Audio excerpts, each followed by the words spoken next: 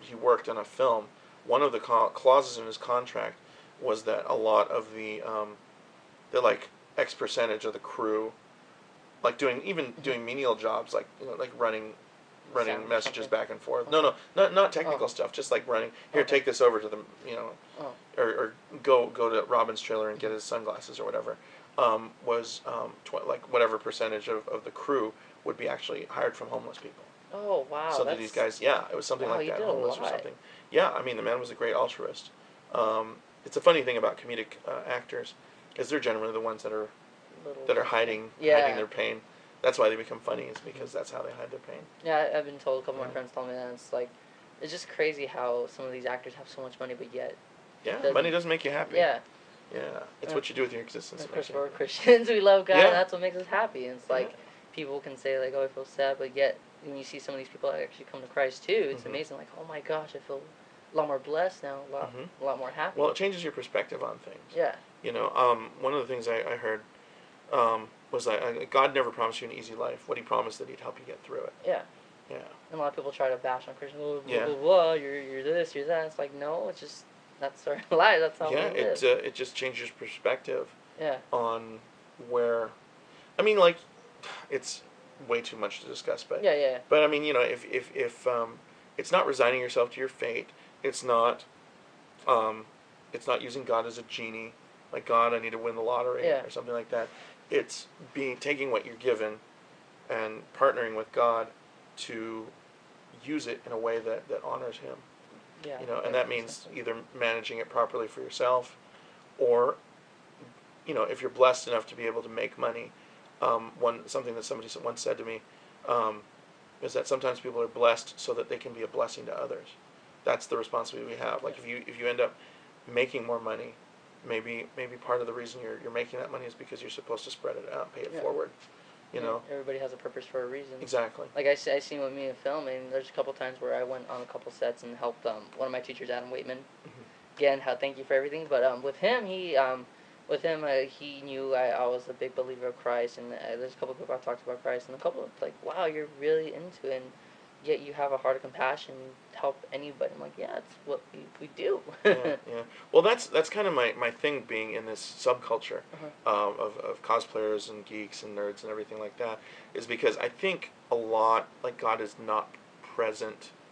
Well, no, God is not represented properly in the subculture. Like, most of the time when people hear, like, let's see, Westboro Baptist, the people outside of the cons that hold up the yellow signs, they're seen as protesters, even though they're not really protesting anything.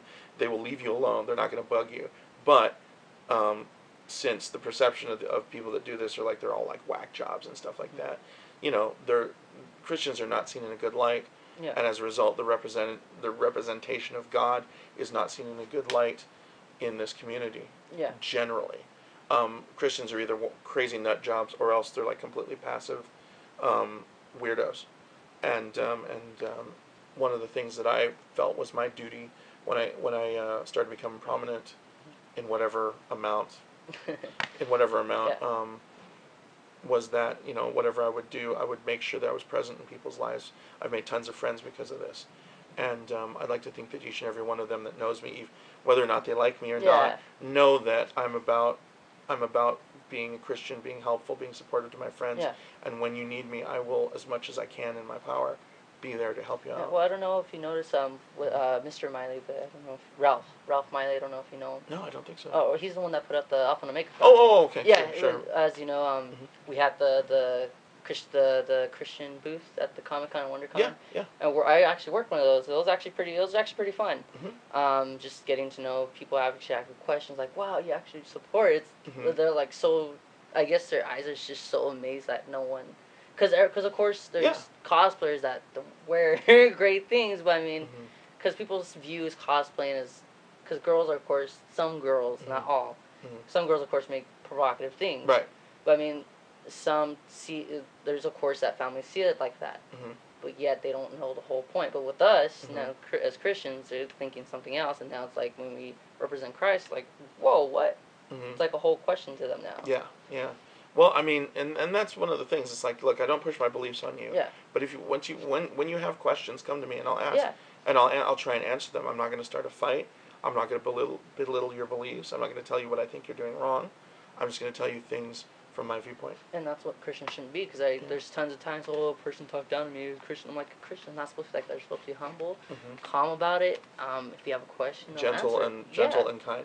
Yeah, and some of these, like the ones out, just some Christians, and as you see on the news too, in the media, it's basically the Christians that talk down to people. Yeah, and those of course are the ones that's the ultimate irony is like the people that you're going to see on the news are always the crazy ones because nobody it's not news to see that 50,000 Christians didn't hate on a gay. Yeah.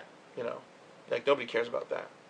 What they care about is the one guy that beat up the gay guy. Yeah. And then all of a sudden that's the perception of how the gay community thinks of Christians. Like I have tons of gay friends, and I love them to death. And I think the way they've been, I'll be honest with you, I'm not saying everybody's perfect, but I just think the way that the gay community's been treated by Christians generally is not something God, in my opinion, it's not something I think God would be proud of. Yeah, that's basically it. I mean, plus in churches too, and you hear all these people like, oh, like churches don't invite them. Like, well, churches are supposed to because we're come to Christ. Yeah. And well, like same thing with my church. Yeah, we'll invite a gay, but well, that's just it. Everyone's invited. Yeah. It's not because you're gay. It's not because you're straight. It's not because you're black, Asian, whatever. Yeah. It's because you're human. You're a child of God. Every single one of us is a child of God. And God wants to see everyone saved. Yeah. So, and this is the other thing is we got to keep sight of the fact that none of us is better than the other one. Yeah. No matter what you think of another person, sin is sin. I mean, the way God's going to judge every single one of us, assuming that we're not saved, we're all going to hell. Yeah, and some people say, "Oh, God should be fair." I'm like, "Oh, you don't want him to be fair." It's like, trust me, God's going to be fair. That's how we have you grace. You might not like it. Yeah. Because honestly, I tell people like, "Do you think I'm like that?" Honestly, if he was fair, I'll go to hell. Yeah. I honestly think I should go to hell because all the sin that we have in this world is just crazy. Well, that's the verse. For all have fallen short of the glory of God. Yeah. All have sinned and fallen short of the glory of God. But that's the good part. Well, it's not the good part, but the good part of that is the fact that means God sees us all equally, but He loves us all equally, so much so that He created the fire insurance. Yeah. That's what one of the preachers. That's one of the preachers that I call. He's like, look, you can accept God as your Savior. That's the fire insurance. You sign the contract. You got the fire insurance, but part of the duty of having that protection is that you got to go out and try and get other people. But unfortunately, our methods all differ. Yeah. And some people just aren't really doing a great job of. Yeah, and just saying, like I said, with Ralph Miley and his family, seeing like Janae. I know Janae from work. That's how I met her. Met her dad, and after his family's just amazing. How when he invited me to actually work the booth, I'm like, oh, I just got to do. And like when I dressed up as a walker.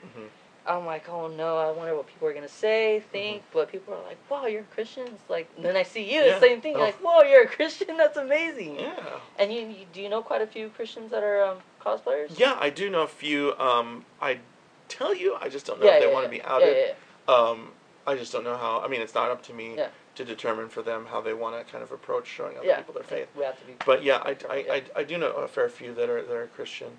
How about any other cosplayers in the cosplaying area, like Leanna Vamp? I know you probably. Yeah, I don't know what her spiritual leanings are. Okay. But she is one of the sweetest people I've ever met. She's really nice, and she wants to help too. She wants to help too. I've talked to her a few times, and I know that she's got a heart for helping people. How about any other cosplayers besides? Well, my friend Anne Marie, she's my partner in crime. Oh, whenever you see my penguin with a Catwoman, she does the Golden Age. Okay, she does the Golden Age Catwoman. You can look her up as. Oh, I know. Yeah, I've seen her. I've seen her plenty of times. I've seen so many pictures of her. Yeah, I'm gonna go ahead and out her because I know she's not gonna care. She's a devout Catholic. She's got a heart for God. She's got 3 kids. They're wonderful, and Marie's she's one of my best friends. You can look her up on Facebook, Lady Vader Cosplay. Yeah. She and I are always right down the line. Cool. Yeah, I've seen tons of pictures of her. I'm like, whoa. Of course, a couple Comic-Con people that take the professional pictures. I'm like, that's who it is. I did not know you know her because I've seen her quite a few times. I think I took a picture with her once because she was with a couple other DC characters. Yeah. Well, we kind of gravitate around each other. Yeah, but when I did Penguin, she was just coincidentally doing Golden Age Catwoman as well. So we were like, well, let's hang out, and We turned into a thing. That's cool. Yeah. That's really amazing. It's weird. I'm like, doesn't your husband mind that you spend Yeah, so much time hanging out with me? And she's like, no, it's fine. It's good knowing some of these cosplayers that are very nice. Like, of course, like Leanna Vamp, like, amazing, but I'm not trying to point out but there's other cosplayers that are really, I gotta admit, some are stuck up and some are very not mean, but... Well, I don't know about stuck up. I think a lot of them have, excuse me, I'm losing my voice. I think a lot of them have, like, just very strong defenses. Oh, okay. Because, especially the girls, because, I mean, guys are douchebags. That's true. You know, especially on the internet. I mean, I have friends. Some of my friends. I'm lucky to be friends with some of the. Let's just say it the way it is. Some of the prettiest, most famous cosplayers. Just because they're pretty and they've got the right kind of body type that attracts men and stuff like that. And unfortunately, that means the largest percentage of guys on the internet are going to be jerks. Yeah, they're going to talk about like their one flaw, or they're going to say something obscene and stuff like that. So out of defense, out of just self-preservation, they've got to be careful on who they talk to and how they talk to people. Yeah. But like after a while, you can only get so much abuse before you start getting snippy. So I think a lot of times. Like, I know a lot of cosplayers that some people would say that they're, oh, no, I don't like her, she's stuck up. And I'm like, she's not. She's really not. You just don't know her. But, like, you can read somebody's Facebook page. It doesn't really mean you know them. Yeah. I mean, you see their public lives. Yeah. Or, like, what they put public on Facebook. But you don't know that they're having body issues or they think they're, like I was just, I'm not going to name her because it's not important. But one of them who was talking about, like, she was like, oh yeah, my stomach's not flat and blah blah blah. And I'm like, it doesn't matter. Like You're she's pretty. so absolutely gorgeous. Yeah. But even more than that, she's one of the sweetest people I've ever met.